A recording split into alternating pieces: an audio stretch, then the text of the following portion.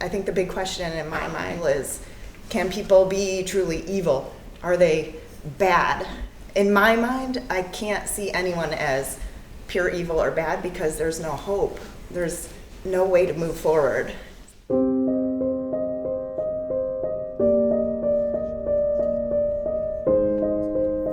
During the summer of 2018, a group of US teachers and students set out to join Howard Chandler, survivor of the Auschwitz-Birkenau death camp, on his journey to Poland. Along with Mr. Chandler's own personal story, the participants too underwent overwhelming personal journeys, touching on their lives today.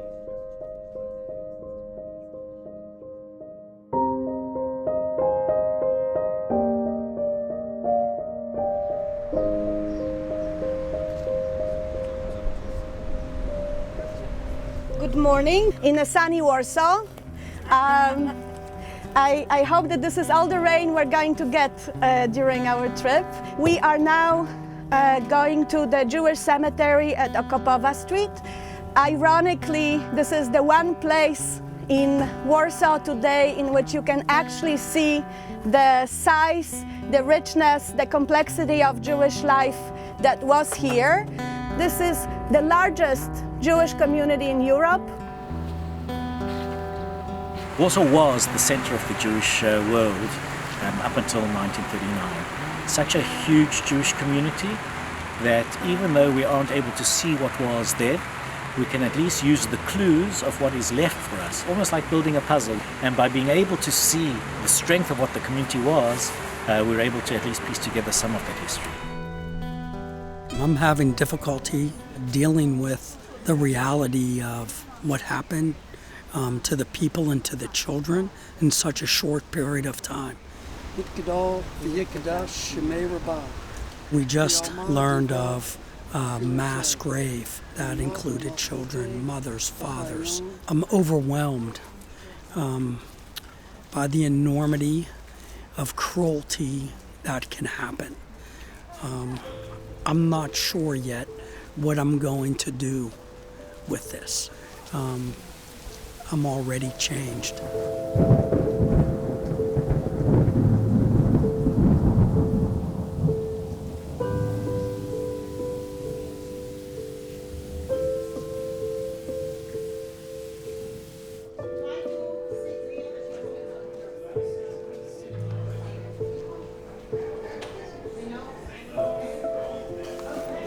I was in Auschwitz, in Buchenwald. When? We must have been together, eh? In 44, 45. You arrived in Auschwitz in August. Correct. Yeah. You too? I was watching them arrive. What is your number? B 9408. He's A. He and his brother and his father are only one number apart. And they are A. Mr. Tursky is a Holocaust survivor from Łódź, has been living in Poland, I guess all your life, right? So thank you for being here. I wanted to share with you one experience.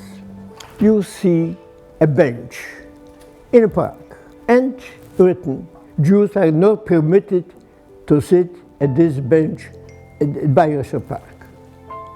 Okay, but there's another bench. Okay, but not in Bayerischen Park. You go and you see somebody swimming, a pictogram. And it says, Jews are not allowed to use the swimming pool. In Berlin you have 200 places where you can swim, 1,000 places. No, not this place, another place. So you see the victims and the perpetrators and the bystanders are getting used that there is somebody who could be kicked out of the bench, who could be kicked out of the swimming pool, who could be just alienated. And this is something which is not in those days. It can happen every day. The encounter with Mr. Tursky made it clear to us that this is not only a journey to the past, but also to the present. The darkest age of humanity is still hovering over our heads.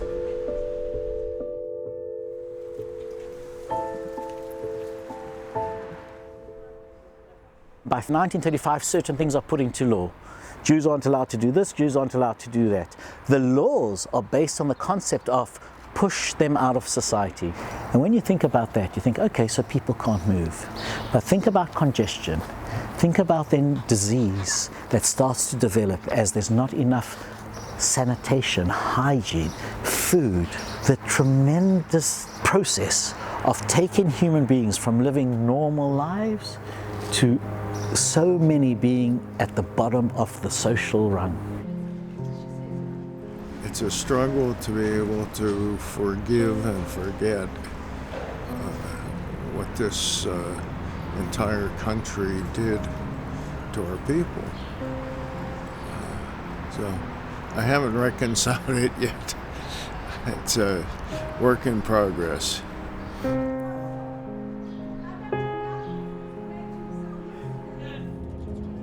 Well, the ghetto was the first time I kind of broke down because my mother grew up on Panska Street, which was within the ghetto. Her father was shot in the streets. He was the first to go. And then she and her sister used to take turns escaping the ghetto to get food. And one day she came back and her mother and sister were taken to the camps. So both of my parents survived a Holocaust, and they were both saved by non-Jews. So it just shows that, you know, people are people no matter where they come from. There's good and bad in everything. This is where families were pulled apart. This is where the agonizing pain of realizing that I may never see you again takes place. And one thing for sure, from here, most of the ghetto is sent to Treblinka. I keep hearing about just all these different little pockets of people and circumstances and things that you don't, even just going to where the people had to get on this train to go away, and thinking about you might know someone who was a police officer and they might know you and you're all in the same town, and it's like, it's just interesting to put those pieces together. So just I want to have a better understanding of all the moving parts and be able to bring that back to my students.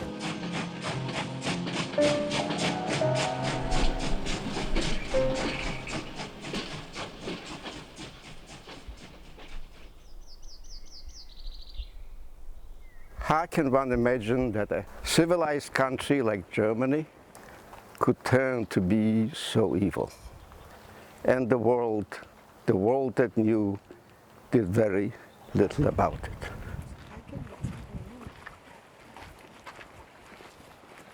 I can visualize my mother, my older sister, and my younger brother. My younger brother Shmulek, and God only knows how many Shmuleks there were and what contribution they would have made to humanity had they not been murdered at such a tender age. So everybody who witnesses unnecessary bad treatment to others and is an onlooker and doesn't do anything about it is just almost as guilty as the perpetrators.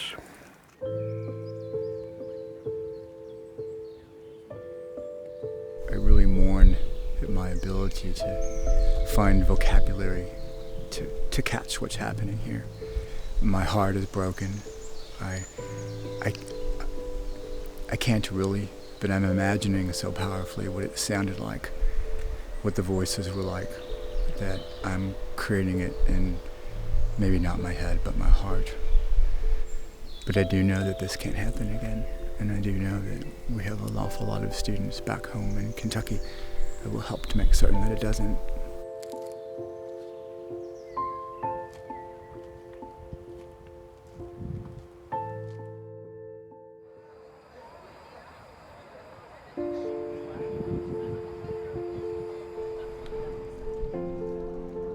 I think the most intense moment for me was being in the archive in Lublin and talking to those guys who are not Jewish and who have spent 10 years putting together those streets in the Lublin ghetto house by house. You know, that they have a file for every house and for every person who they think was alive in that ghetto. That seems very mundane, but on the other hand, that is exactly, you know, what it takes to be able to put those people back, you know, into history.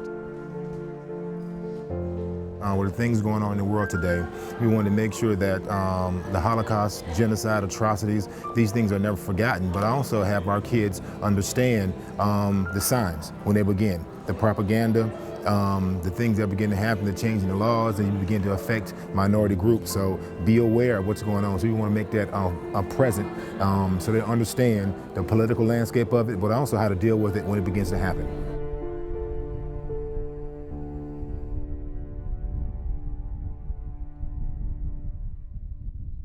The story here of Majdanek is a story of tremendous, tremendous cruelty. Trying to understand a world where people were taken from, on the whole, a normal existence and suddenly moved from place to place. Elements are changed, are restricted, are pushed to the side, are taken away until eventually there is almost nothing left of the person except that which they carry inside of them as they walk into the gates of Majdanek.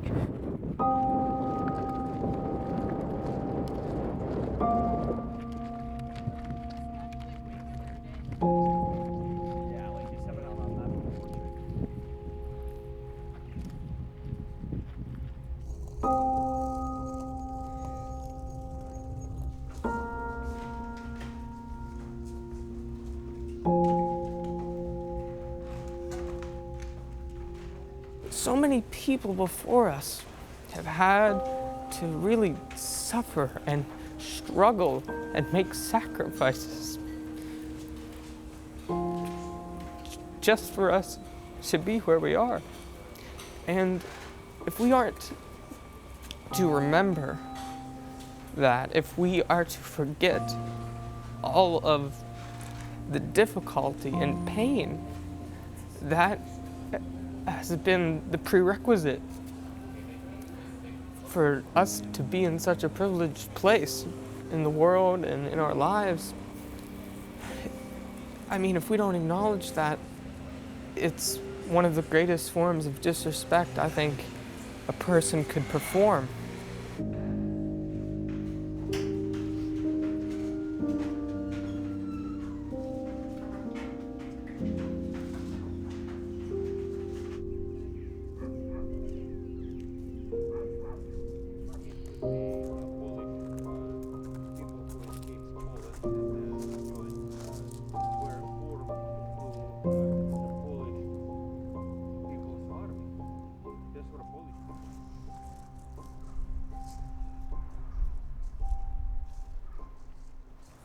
I don't know how you process having people so close.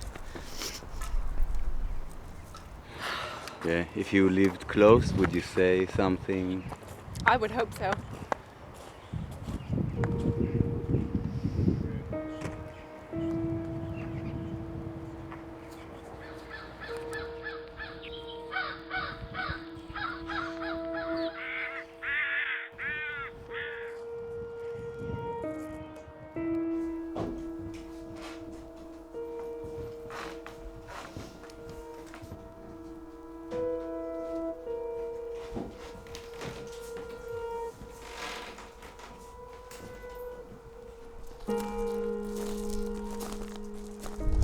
Trying to wrestle with the enormity of what took place here and how it could happen so close to a community. Just wrestling.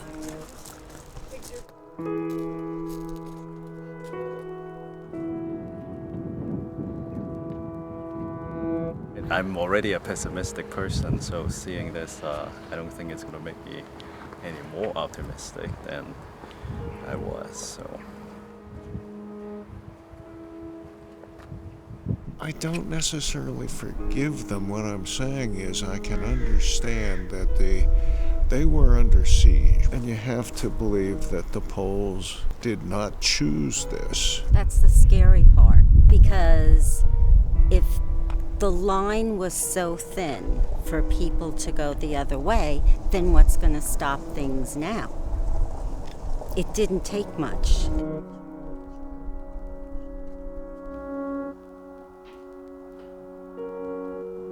I think by the time I got to the room with the shoes and the smell, just the thousands of pairs, and then now these bunks, just...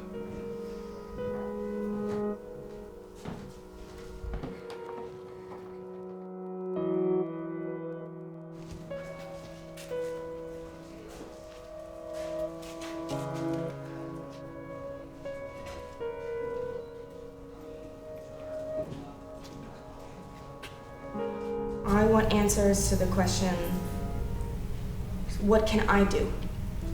And been affected so much by what we've seen. And it's painful.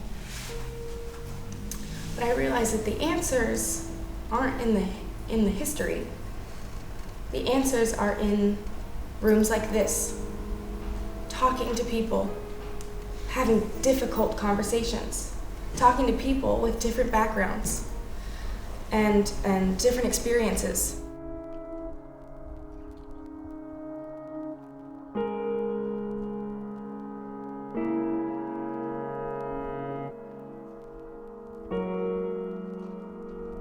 Just thinking about like how evil affects other people, it was a lot to process. And it just makes me feel like all of the terrible things that happen in this world to anybody, not just the Jewish people and all the other people persecuted in the Holocaust, but everything that happens today, it's just, there should be no acceptance of any of that. Every time someone's cruel to another human being, you take away part of their identity. And I just don't think that's like in any way okay.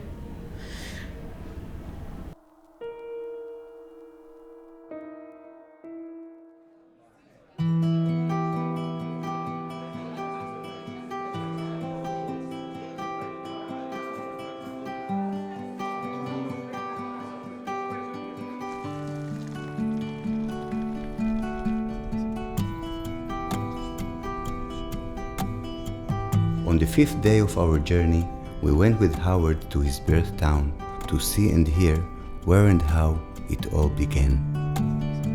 I was very looking forward to meeting survivors and hearing them and meeting them in person, because I think that's very important for me as a teacher to actually get as close as to the subject as possible.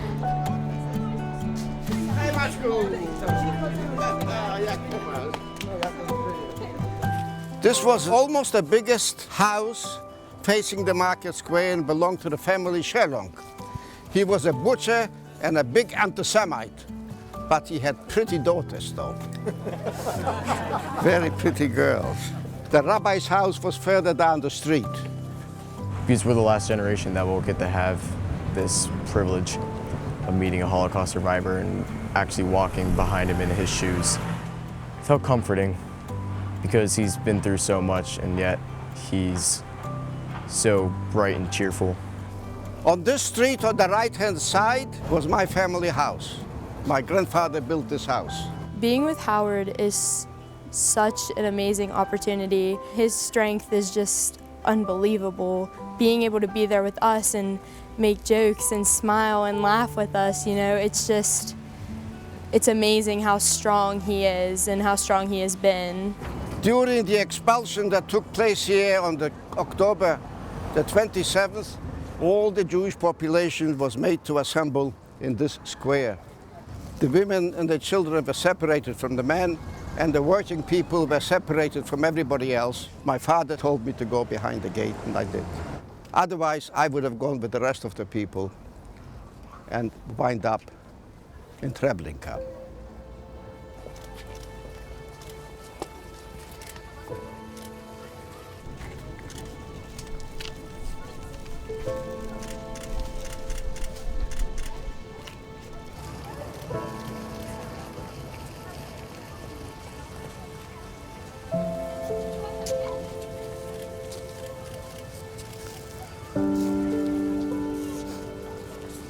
It is heartening to see that there are some decent people who are interested and care about others.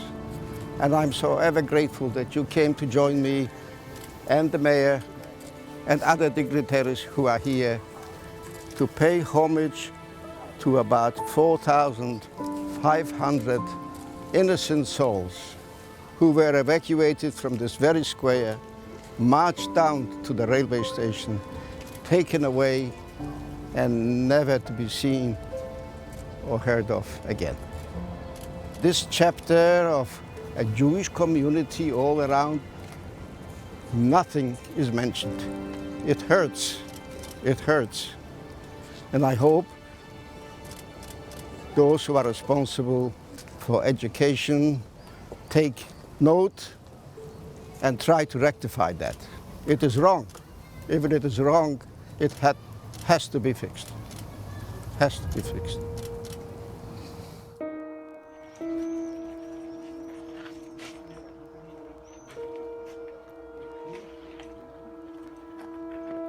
When civilization breaks down, uncivilized behavior becomes the norm. It makes it a lot easier to dehumanize people. In a racist society, it's not enough to just be not racist. You have to be anti-racist. You come and you see that big book of all those people who died there. It really does make an impact on how you see it. And you saw their occupation, you saw how when they died, when they got there. It really just made it so much more personal, and I think like that's the big takeaway. It's being able to understand like why this happened, what happened. It just makes it so much more heart heavy.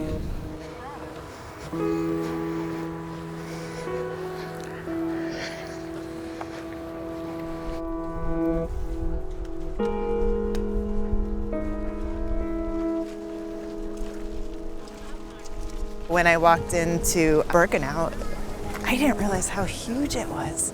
You know, looking around, like, as far as the eye can see, I can't imagine what that must have felt like. All those people couldn't get together and save themselves because they were cut off. We arrived here from Starachowice. I don't know how long we traveled. It was so hot and unbearable, we were packed like sardines. When our transport arrived, everybody that was still alive got off. And I remember walking with my brother and my father. There was no selection. Everybody that was alive was processed.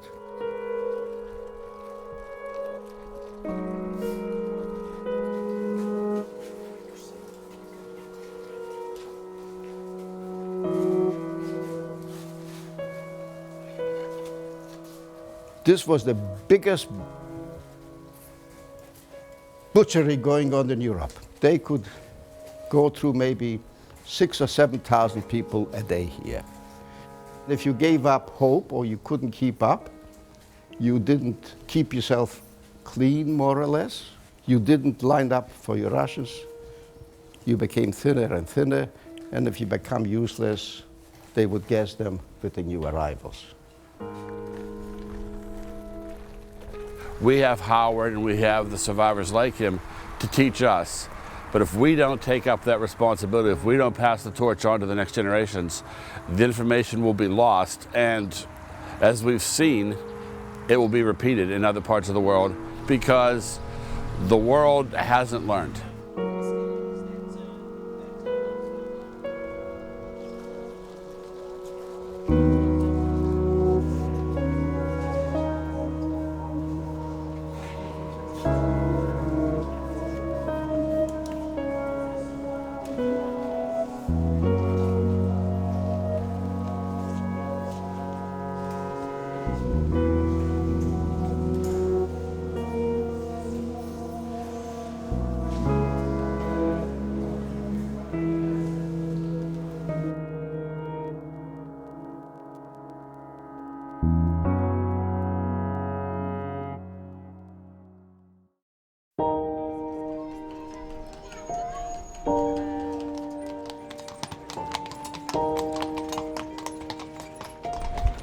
we have a very special gift to give you.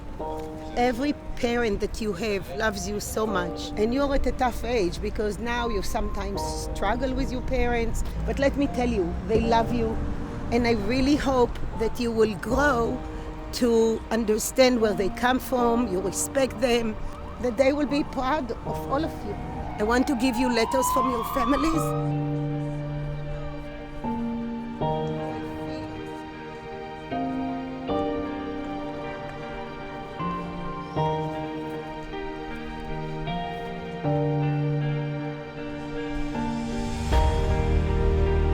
The fact that we got it after Howard told us how he lost his parents, I feel like I can't take my parents for granted anymore, even on like the smallest scale, because like in a day I could just have that all taken away from me, just like Howard and everyone else did.